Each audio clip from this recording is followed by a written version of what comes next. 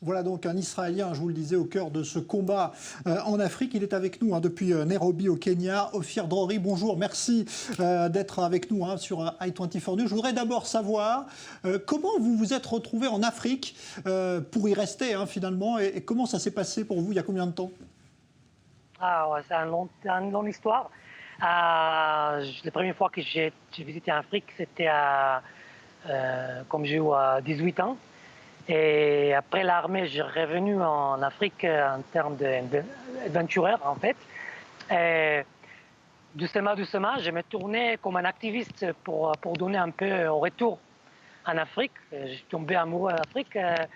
Et doucement, je deviens un activiste. Je faisais beaucoup d'autres choses, le journalisme, l'aide internationale. Et après, j'ai fini par sauver, récupérer un bébé chimpanzé qui devient mon bébé, qui était avec moi. J'étais comme son père, comme sa mère. Et, et c'est là qui m'a amené d'ouvrir le premier ONG qui focalisait sur l'application de la loi phonique pour sauver les animaux et combattre contre les trafiquants, les grands criminels qui est derrière ces crimes organisés qui vraiment menaçaient les animaux comme les chimpanzés, comme les éléphants, comme les pangolins, les léopards, etc. Alors, on sait que c'est une organisation extrêmement dangereuse, que c'est ce braconnage, le trafic d'animaux. Il y a beaucoup d'argent en jeu. Ce sont des hommes souvent armés. C'est extrêmement risqué ce que vous faites. Vous avez déjà eu peur pour votre vie?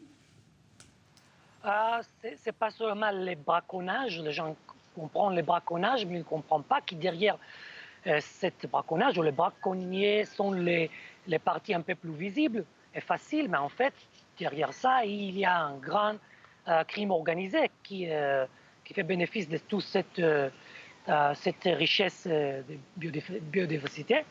Et c'est une affaire de crime organisé qui est liée avec le trafic de drogue, le trafic des armes, etc., avec la complicité des autorités, la corruption, le blanchiment d'argent, etc. Euh, c'est ça qui est le sujet de notre travail et c'est ça qu'on essaie d'attaquer en manière quotidienne. Oui, bien sûr, notre équipe risquait leur vie, fait ces combats. C'est les réseaux criminels qui sont bien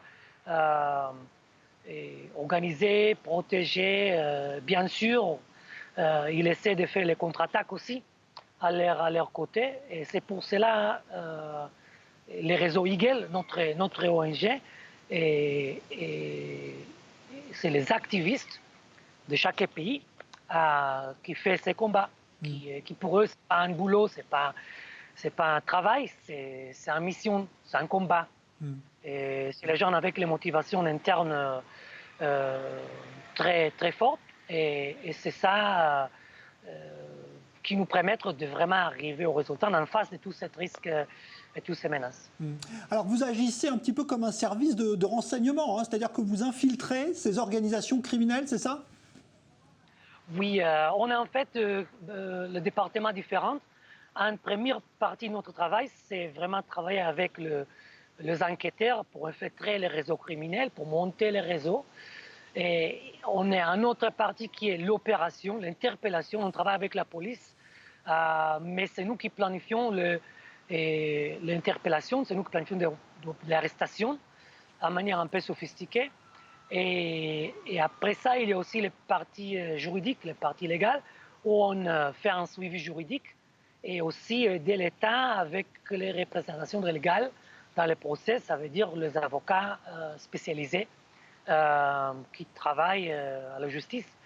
Ça continue jusqu'à la prison, parce que notre travail, ce n'est pas seulement les enquêtes, l'opération, et les parties juridiques, mais en gros, en général, travaille sur la lutte contre la corruption qui fait obstacle à cette application de la loi. Alors, nous, on combat la corruption au niveau d'enquête, au niveau d'arrestation et bien sûr au niveau juridique.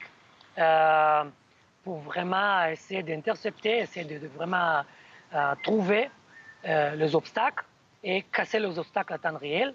Ça continue jusqu'à la vérification dans la prison chaque semaine si les prisonniers sont encore là et pas donner un pot de vent pour sortir de la prison. On a beaucoup parlé, Ofir Drori, du pangolin, évidemment, avec ce qui se passe aujourd'hui, le Covid-19, le coronavirus. C'est la Chine qui est un marché, toute l'Asie qui est un marché du pangolin. C'est un animal extrêmement menacé aujourd'hui? Oui, bien sûr. En fait, on a vu le temps que ça a commencé comme commerce, le temps qu'on a commencé notre première arrestation de commerçants d'écailles de pangolins. En fait, ça a commencé d'exploser. On a continué d'arrêter après les Chinois, après les grandes saisies, les plus grandes saisies, jusqu'à une saisie qui était une saisie de 5 tonnes, 5,2 tonnes d'écailles de pangolins qui étaient exportées par les Chinois. En fait, comme on arrivait pour ouvrir le conteneur, on a compris que le conteneur improvisé était en fait soudé, tout soudé. Il n'y a qu'une manière de l'ouvrir. On a passé 2 heures de temps pour trouver un monseigneur pour vraiment casser ça, pour montrer qu'il y a vraiment le contrebande, les cailles de pangolin dedans. Ça montrait un peu le niveau de criminalité et aussi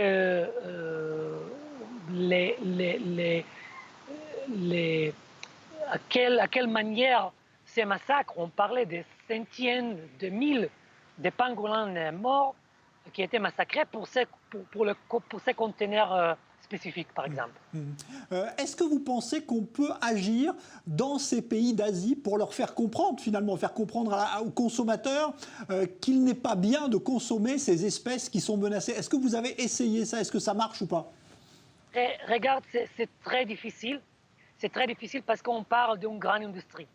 Une part de grande industrie qui est là, qui dépensait beaucoup d'argent pour assurer que ça arrive au magasin, ça arrive aux petites pharmacies traditionnelles où c'est vendre, les cailles de pangolin par exemple, ça vendre là-bas. Et c'est très difficile de dire aux populations, c'est mauvais, tant que c'est légal, c'est partout en Asie.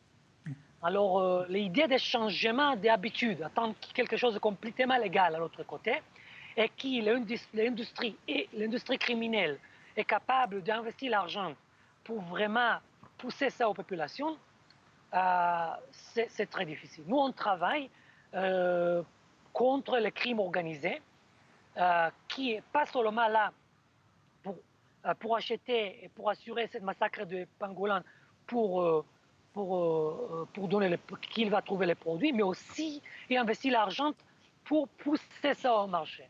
Alors pour nous, vraiment les parties les plus importantes dans tout ça, deux parties, c'est le crime organisé. C'est pour ça qu'on essaie de monter toujours les filières pour vraiment l'attaquer à haut niveau. Merci beaucoup. On pourrait parler encore longuement parce qu'il y a d'autres espèces aussi dont vous vous occupez, Ofir Drori, la corruption également. On sera ravis de vous rappeler d'ailleurs prochainement dans l'Afrique. Merci d'avoir été avec nous depuis Nairobi. Bravo pour tout ce que vous faites parce que c'est une organisation qui mène une action extrêmement importante, on l'a compris.